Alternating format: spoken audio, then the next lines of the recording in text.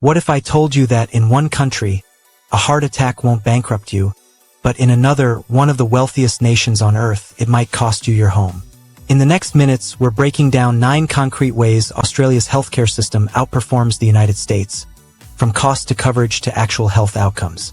If you're interested in understanding how different countries solve major challenges, hit subscribe. We dive deep into global systems every week, and this comparison might change how you think about healthcare entirely. Let's start with the foundation: coverage itself. Picture this. A 47-year-old tradesman in Melbourne walks into his doctor's office feeling constantly thirsty and fatigued. Blood tests reveal type 2 diabetes. His treatment, medications, specialist appointments, diabetes education programs is fully covered through Medicare. He pays nothing up front. No forms to fill out, no insurance company to call, no deductible to meet. Now imagine a warehouse worker in Chicago with the exact same diagnosis. Despite having employer-sponsored insurance, he faces an $8,000 annual out-of-pocket maximum before his coverage truly kicks in. His insulin costs $275 per month. His test strips another $80, and each endocrinologist visit carries a $65 copay. According to the Commonwealth Fund's 2023 International Health Policy Survey, 13% of Americans avoided seeking medical care due to cost concerns in the past year. In Australia, that number is 7%, and it's concerning enough to Australian policymakers that they're working to reduce it further. When we talk about universal coverage, we're not just talking about having insurance. We're talking about whether people actually use healthcare when they need it. But universal coverage is just the foundation. What really matters is whether people can afford to use that coverage when they need it. Let me introduce you to 2 mothers, both diagnosed with breast cancer in the same month of 2023. One lives in Brisbane, the other in Boston. The Brisbane mother undergoes a mastectomy, 6 rounds of chemotherapy, and reconstructive surgery through the public hospital system. Her total out-of-pocket costs, parking, some prescription medications not fully covered, compression garments, come to roughly $2,000 Australian dollars. That's it. The Boston mother has what Americans would consider good insurance through her husband's employer. Her deductible is $3,500. Her out-of-pocket maximum is $9,000. But that's just for in-network care. One of her oncologists is out-of-network, something she only discovers after treatment begins. Her total out-of-pocket costs exceed $27,000. The OECD's 2024 Health Statistics Report shows that the average American pays $1,425 annually in out-of-pocket healthcare costs, compared to $876 for Australians. But averages hide the real story. It's not the average year that bankrupts families. It's the year cancer is diagnosed, or a child is born premature, or a car accident happens. In Australia, the Medicare safety net provides additional protection. Once an individual or family reaches a threshold in out-of-pocket costs, $560 Australian dollars and 60 cents for concession card holders, $2,563 Australian dollars and 20 cents for others in 2024, they receive higher rebates for additional out-of-hospital services. This prevents catastrophic medical debt, which remains a leading cause of bankruptcy in the United States. These cost protections extend beyond just hospital visits. Let's look at something millions of people depend on daily. In Perth, a retiree picks up his cholesterol medication, blood pressure pills, and diabetes medication from the pharmacy. He has a concession card due to his age and pension status. Each prescription costs him $7 Australian dollars and 70 cents. That's about $5 US. His total monthly medication cost, $23 Australian dollars and 10 cents. In Miami, a retiree with the exact same conditions, taking the exact same medications, pays $312 per month even with Medicare Part D prescription coverage. One of his medications alone, the cholesterol statin, costs $187 per month. How is this possible? The Pharmaceutical Benefits Scheme. Australia's government negotiates drug prices nationally with pharmaceutical companies. If companies want to sell in the Australian market, they must agree to reasonable prices. For most medications on the PBS, patients pay a maximum of $42 Australian dollars and 70 cents per prescription, or $7 Australian dollars and 70 cents with a concession card. The government covers the rest. A 2023 study in JAMA found that identical medications cost 2 to 4 times more in the United States than in Australia. Not because Australian drugs are subsidized to unreasonable levels, but because the US lacks centralized price negotiation. Pharmaceutical companies charge what the fragmented American market will bear, and insurance companies pass those costs to patients through premiums, deductibles, and copays. This isn't about demonizing pharmaceutical companies. It's about collective bargaining power.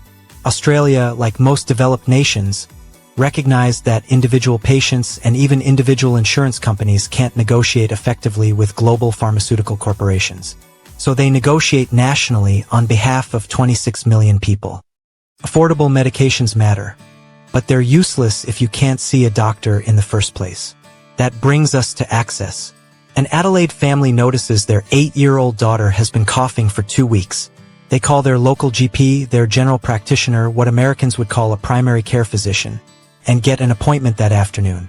The visit is bulk billed, meaning the doctor bills Medicare directly and the family pays nothing. 90% of GP consultations in Australia occur without the patient paying anything at the point of service. A Dallas family in the same situation calls their pediatrician's office. The next available appointment is in 3 weeks. The office receptionist suggests urgent care if they're worried. The urgent care visit will cost $45 after insurance. Not catastrophic, but enough that some families will wait and hope the cough resolves on its own. According to the Australian Institute of Health and Welfare's 2024 report, 88% of Australians visited a GP at least once in the past year. The CDC's data shows 67% of Americans visited a doctor.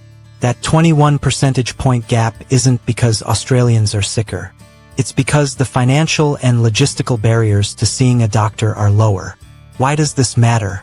Because healthcare caught early is almost always cheaper and more effective than healthcare delayed. That cough might be nothing, or it might be the early stage of asthma that, if treated now with a $7.70 inhaler, prevents a $15,000 emergency room visit 6 months later. Early detection through primary care directly impacts what we'll discuss next: actual health outcomes. Let's talk about 2 babies, both born premature at 28 weeks. One is born in Sydney, the other in Atlanta.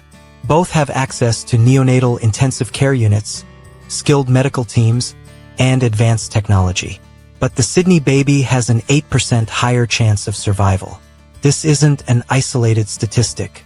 According to the World Health Organization's 2024 data, Australian life expectancy is 83.3 years compared to 76.4 years in the United States. A nearly 7-year gap. Australian maternal mortality is 6 deaths per 100,000 live births compared to 23.8 in the United States.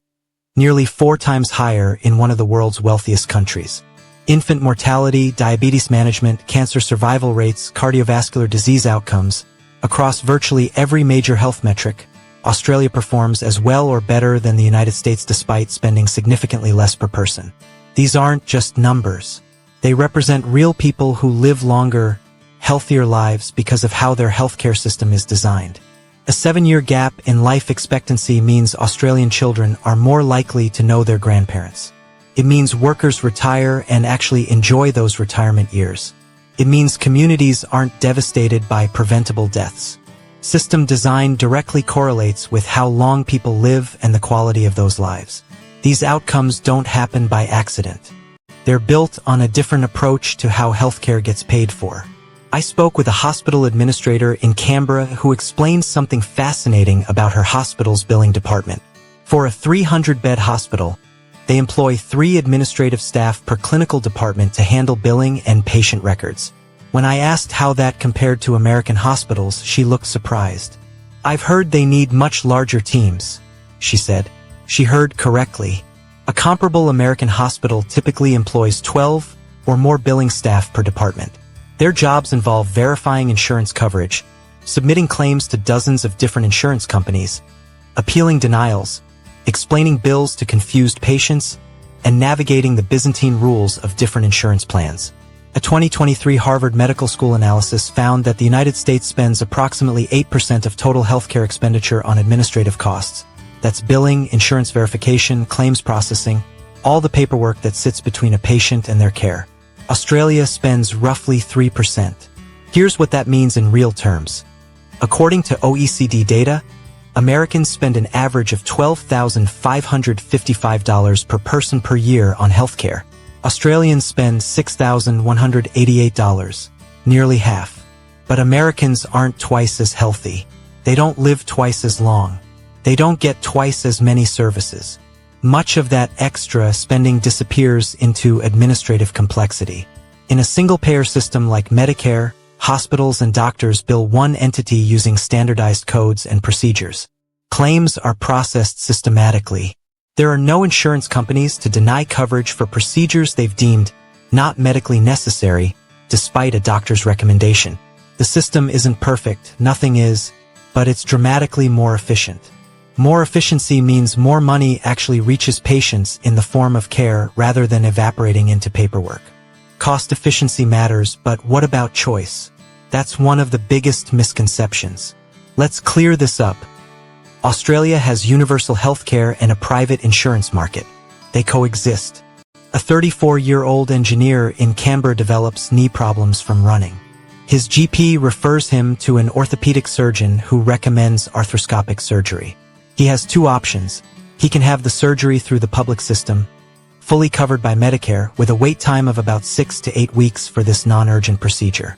Or, because he maintains private health insurance, he can use his private coverage to see a specific surgeon he's researched, schedule the surgery within 2 weeks, and choose a private hospital with private rooms. He chooses the private option, but here's the key point. If he didn't have private insurance, or couldn't afford it, or simply chose not to purchase it, he would still receive the surgery at no cost. The baseline is universal coverage. Everything else is optional enhancement. Approximately 45% of Australians maintain private health insurance alongside Medicare. They do this for shorter wait times for elective procedures, choice of specialist, or access to private hospital amenities. The government even encourages this through tax incentives, not because the public system is failing, but because it reduces demand on the public system and provides consumer choice. This dual system approach provides flexibility without leaving anyone behind. You're never in a position where lack of insurance means no care. You're only in a position where lack of private insurance means less choice about timing and providers for non-urgent procedures. Universal coverage doesn't eliminate choice. It establishes a baseline everyone can access. Choice extends beyond just picking your doctor. It also includes what happens when you need specialized care. A university student on the Gold Coast has been struggling with anxiety and depression. Her GP refers her to a psychologist under Medicare's Better Access initiative. She receives 10 sessions per year at no cost. The psychologist bulk bills Medicare directly. If she needs more, her GP can refer her for an additional 10 sessions. These aren't low-quality, rushed appointments. They're full 50-minute sessions with registered psychologists. A university student in Los Angeles with the same symptoms checks her insurance coverage. Her plan covers mental health, as required by the Affordable Care Act, but with a $60 copay per session and a limit of 6 sessions per year before requiring additional authorization. Each authorization request takes 2 to 3 weeks to process. At $60 per session, those 6 sessions cost her $360. Money she doesn't have as a student working part-time. Australia's government recognized something crucial. Mental health is health. The Better Access program, launched in 2006 and expanded multiple times since, provided 12.4 million Medicare-funded mental health services in 2023 alone. Government spending on mental health initiatives increased 35% between 2019 and 2024. Integrating mental health into universal coverage does 2 things. First, it makes treatment financially accessible. Second, it reduces stigma by treating mental health challenges the same way we treat physical health challenges, as medical issues requiring medical care. Is Australia's mental health system perfect? No. Wait times for psychiatrists can be long, and 10 sessions per year isn't sufficient for everyone. But the framework is fundamentally different. Mental health care is a right included in universal coverage, not an expensive add-on to purchase separately. Mental health care reveals something crucial about system design, sustainability. Which brings us to the final point. A 68-year-old farmer in rural New South Wales has type 2 diabetes, high blood pressure, and early-stage kidney disease. He sees his GP every month for monitoring, no charge. His medications cost $7.70 each per month due to his concession card, $23.10 total. When his kidney disease progresses, he's referred to a nephrologist at the regional hospital, no charge. He receives dietary counseling from a diabetes educator, no charge. His conditions are managed proactively to prevent them from worsening. A farmer in rural Nebraska with identical conditions rations his insulin because he can't afford the $400 per month it would cost at full price, even with his Medicare Part D coverage after reaching the coverage gap. He skips some doctor's appointments because of the copays.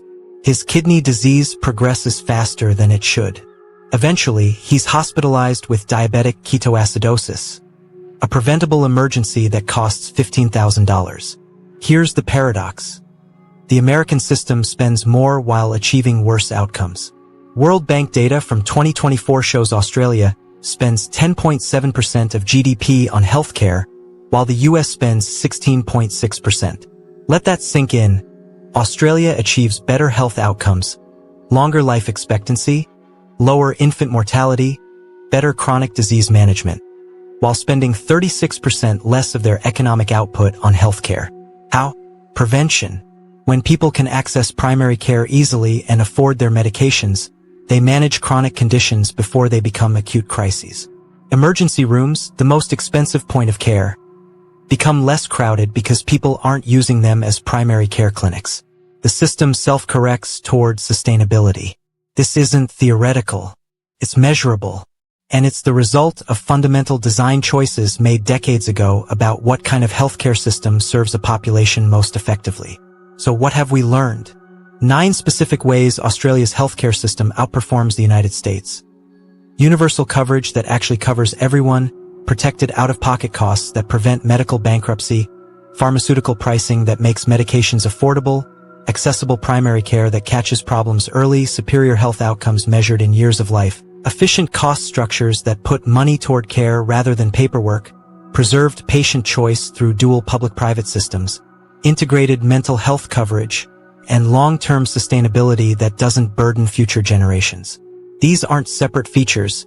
They're interconnected parts of a system designed around a core principle: healthcare as a public good rather than a private commodity.